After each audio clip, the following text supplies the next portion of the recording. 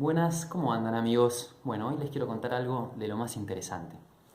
Resulta que hay un debate sobre cuándo fue que se separaron los monos de los humanos, es decir, cuándo aparecieron los primeros homínidos.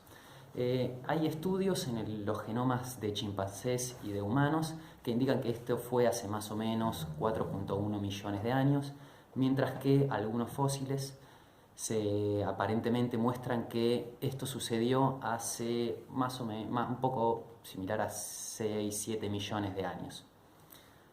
Lo más interesante es que casi todos se acuerdan en que el cerebro que nosotros tenemos hoy duplicó su tamaño, duplicó su masa en los últimos 2 millones de años. Crecieron mucho algunas partes del cerebro y a su vez se achicó el estómago. Aumentó también la eficiencia del cerebro y no se registró nunca antes en la historia de ningún animal una evolución tan acelerada como la de nuestro cerebro.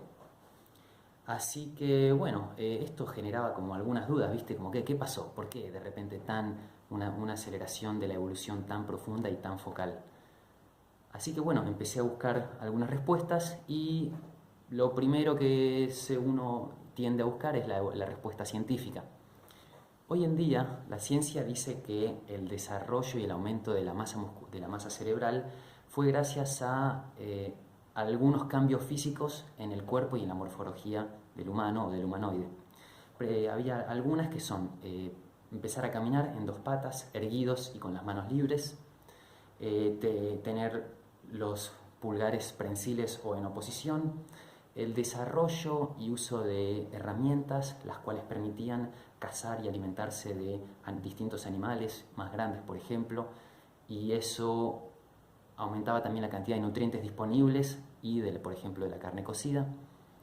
Y muy importante es también que el aumento de la masa muscular está relacionado con un mejoramiento y un desarrollo de un lenguaje más complejo que a su vez permitía el traspaso y el traspaso de información dentro de una comunidad, lo que esto a su vez estimulaba más el cerebro y era como un ciclo que se retroalimenta, es decir, un lenguaje más complejo requiere un cerebro mejor. ¿Cuáles fueron las zonas que más se agrandaron en estos últimos 2 millones de años? En el cerebro se desarrolló la conciencia, por ejemplo, no como zona, sino como entidad. Se mejoró y se desarrolló muy bien lo que es la coordinación motriz ojo-cuerpo, como por ejemplo para desarrollar mejor puntería. La creatividad y el desarrollo de nuevas herramientas, que otra vez es un ciclo que retroalimenta el crecimiento del cerebro. Y bueno, se estimuló el lenguaje y se desarrolló el traspaso de conocimientos, que fue muy importante. La verdad es que todas estas cosas tienen mucho sentido y esto sí estimula el crecimiento del cerebro, pero no, a mí no me convence que sea esta la solución o la explicación para que se duplique la masa del cerebro y se vuelva mucho más eficiente, es decir, que consume más energía por unidad de área o de volumen. Pensemos, por ejemplo, que los dinosaurios vivieron aproximadamente 165 millones de años y nunca se vio así un cambio tan intenso. Nosotros en el 1,2% del tiempo desarrollamos mucho nuestro cerebro al punto tal de dominar el planeta. Así que como otra vez no me convenció la respuesta científica, empecé a indagar y a buscar a ver qué tenían algunos autores para decirme, ¿no? Así que bueno, yo les voy a compartir dos teorías que espero las escuchen, las analicen sin juzgar, sin pensar cuán conspirativas o flasheras puedan ser. La primera teoría que me gusta al respecto es una que propone Matías de Stefano, un argentino de 33 años que nació en Venado Tuerto, Santa Fe, que no es específicamente sobre la evolución del cerebro, sino más bien de la evolución humana. Y la otra es la propone un vago que se llama Terence McKenna, que es un estadounidense que falleció hace unos años y que trae una explicación un poco más arraigada a la conciencia planetaria y bueno, tiene un poquito ahí de data. Resumiendo la teoría de Matías, él nos dice que en algún momento en la historia humana, o en estos, pongámosle 2 millones de años, Vinieron a la Tierra algunos extraterrestres de nuestra zona estelar y modificaron intencionalmente nuestra genética para poder desarrollar una conciencia más elevada y a su vez para que en nuestro planeta, en la Tierra, empiecen a haber, puedan haber experiencias álmicas. Esta es la razón por la cual modificaron nuestros genes, según Matías. Es bastante alocada la teoría de Matías, pero puede tener un sentido. Supongamos que se fueron dando pequeños impulsos genéticos, pequeñas modificaciones que promovían, por ejemplo, el desarrollo de nuevas herramientas o de nuevos lenguajes, y eso solo ya generaba un aumento, una estimulación más fuerte del cerebro. Así que supongamos que pueden venir, agarraban a un mono o podrían haber agarrado cualquier otra raza, supongo, y le empezaron a dar herramientas genéticas principalmente, desarrollos, aprendizajes, que eso hizo que vaya cambiando el rumbo de la evolución. Y siempre dejando a que el cuerpo se pueda adaptar. Pues supongamos que fueron dando modificaciones de a cada, no sé, 500.000 años, por ejemplo. Entonces el cuerpo, el humano, se va a ir adaptando a esos nuevos ambientes y a esta nueva cabeza, hasta el punto de llegar a lo que somos hoy, que la verdad es que tenemos un cerebro que no comprendemos del todo. Y tampoco la veo tan descabellada porque hoy en día también se hacen modificaciones genéticas, principalmente en plantas, para aumentar la producción o para erradicar alguna plaga en alguna cepa. Así que puede tener sentido esta teoría, siempre y cuando no hayan sido modificaciones muy grandes, porque eso sí dejaría un registro en los fósiles, un registro de un aumento de repente muy escalonado, así que es posible que haya sido más bien una rampa, tipo pequeñas modificaciones apoyadas por el tiempo, básicamente. Igual, hoy en día me gusta más pensar la teoría del amigo Terence McKenna.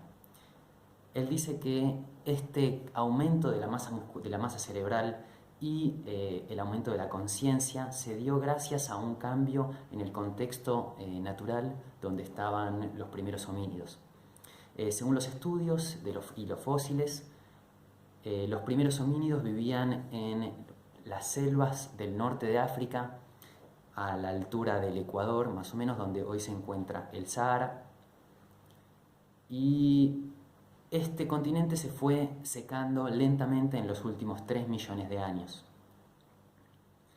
Cada vez que la selva se iba secando un poco más, iban apareciendo grandes espacios de tierra plana, tierra libre, como por ejemplo sabanas o campos de pasto, donde a su vez se empezaron a llenar de animales rumiantes como vacas, cebúes, que estos bichos puede que en sus orullos aparezcan hongos que contienen psilocibina. La psilocibina, que es el componente químico activo de los hongos alucinógenos o hongos mágicos. Un ejemplo es el caso del cucumelo, que crece de la bosta del cebú, tanto en el centro como en el norte argentino. Y bueno, entonces supongamos que alguno de estos homínidos a los que se les está empezando a limitar el alimento, ya no crecen frutas en los bosques, de repente empiezan a explorar los nuevos territorios planos y bueno, alguno que otro se lastra algún honguito. Terence McKenna dice que las tribus que empezaron a agregar en la dieta estos hongos empezaron a tener alguna mayor probabilidad de supervivencia. A muy bajas dosis de psilocibina, aparentemente tanto en humanos como monos hay un aumento y una agudeza visual y un aumento de la distinción de bordes, y distinción me refiero a detección de bordes. Esto pensemos que en un ambiente súper competitivo, como pueden ser áreas nuevas, bajas, con presencia de felinos y demás, en una sabana, por ejemplo, un aumento de la visión puede mejorar mucho tu probabilidad de supervivencia. Bajas dosis hace referencia a lo que hoy se llaman microdosis de hongos y es la cantidad que uno puede adquirir o comer, por ejemplo, comiendo hormigas en la caca de algún rumiante o comiendo el pasto donde en algún momento hubo un hongo. que son muy bajas dosis.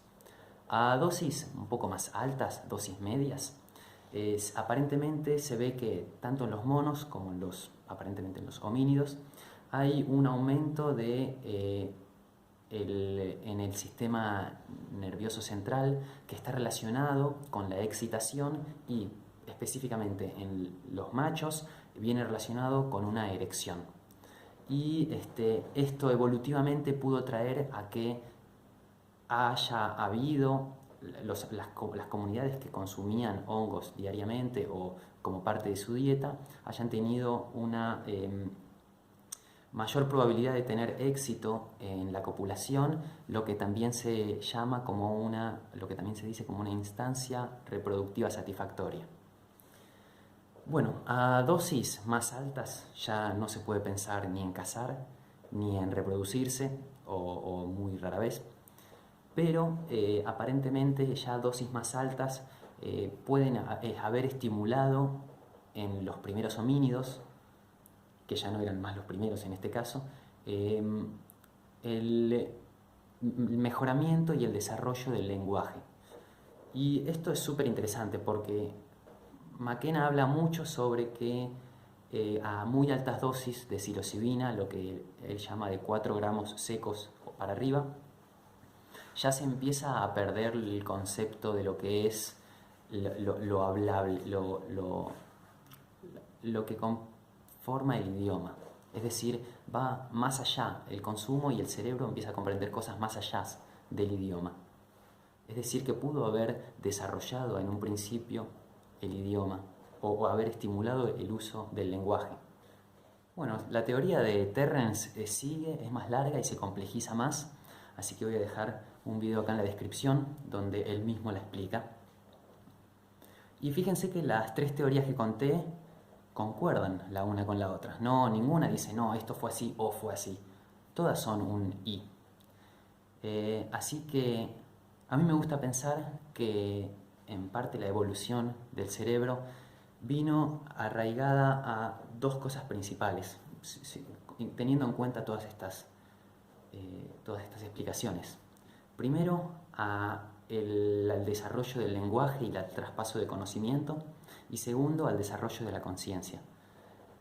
Me gusta pensar que si la Tierra fuese un gran ser que tiene conciencia y nosotros somos los que vivimos en lo que sería su piel o en su cuerpo, estamos relacionados en parte con ella y con su conciencia, y es posible que toda la evolución viene relacionada, toda la evolución de lo que es la materia en la superficie viene relacionada con la búsqueda de entender y comprender la conciencia de la Tierra. Pero bueno, estas ya son teorías mías. Espero que les haya gustado y nos vemos en la próxima.